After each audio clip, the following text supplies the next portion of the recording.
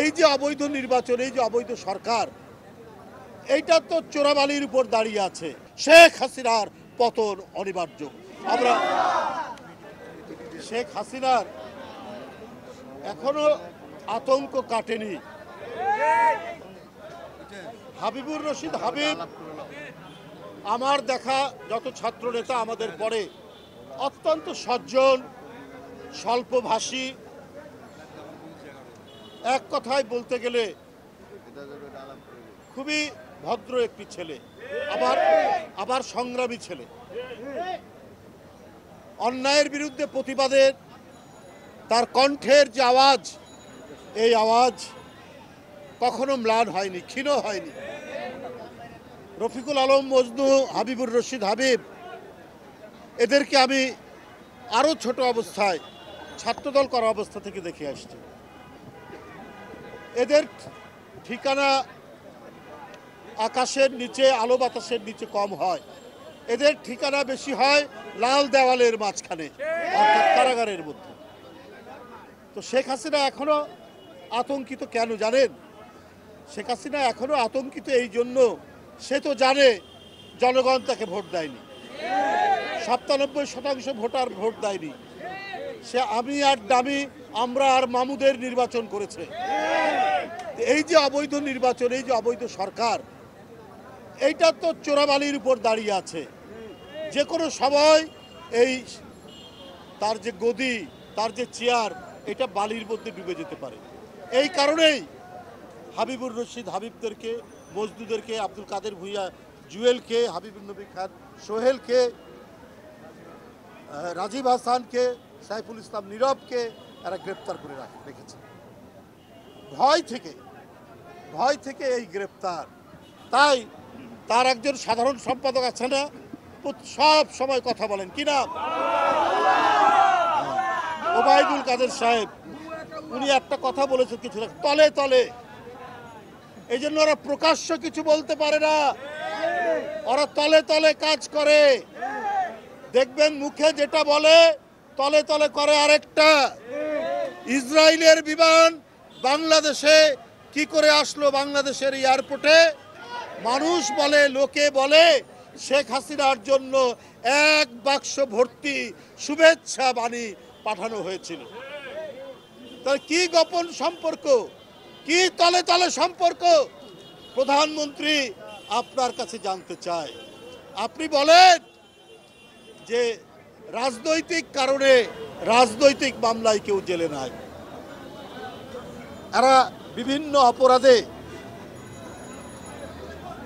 অপরাধী, তারা কারাগারে, বিএনপির নেতা কর্মীদের উদ্দেশ্যে করে বলছে। তাহলে প্রধানমন্ত্রী, আমি একটা কথা বলি, 1-11-র সময় আপনি চাঁদা নিয়েছিলেন, এই সাক্ষী দিয়েছে আপনার আপন ফুফাতো ভাই, একজন ব্যবসায়ী আজম যে চৌধুরী।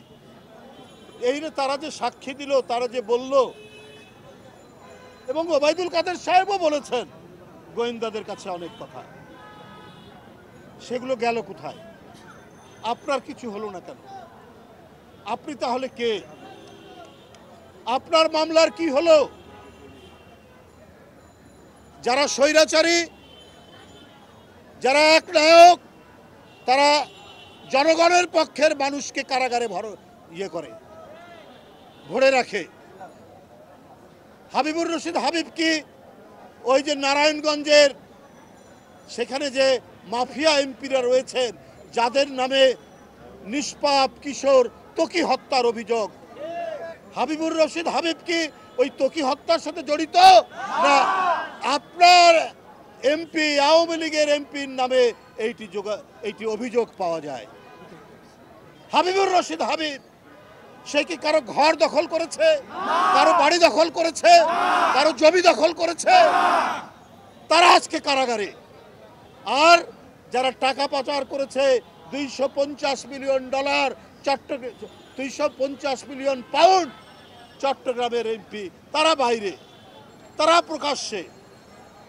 তাই প্রধানমন্ত্রী, আপনি যে কথা বলেন, মানুষ মনে করে যে ওইটা হচ্ছে অপরাধীদের পক্ষে। আপনি যখন কারো সুনাম করেন সেটা হচ্ছে অপরাধীদের পক্ষে, সেটা হচ্ছে মাফিয়াদের পক্ষে, সেটা সিন্ডিকেটবাজদের পক্ষে। আর আপনি সমালোচনা করেন গণতন্ত্রকামী রাজনৈতিক দলগুলোর নেতাকর্মীদের বিরুদ্ধে, তাদেরকে অপরাধী বানান। ব্যাংক লুট হলো, ঘরবাড়ি লুট হচ্ছে, জনগণের টাকা চলে যাচ্ছে আওয়ামী লীগের নেতাদের কাছে দেশের বাইরে। এরা ফেরেস্তা। আর হাবিবুর রশিদ হাবিব, আব্দুল কাদের ভুঁইয়া জুয়েল, এরা আজকে অপরাধী। হায় কি বিচিত্র এই দেশ।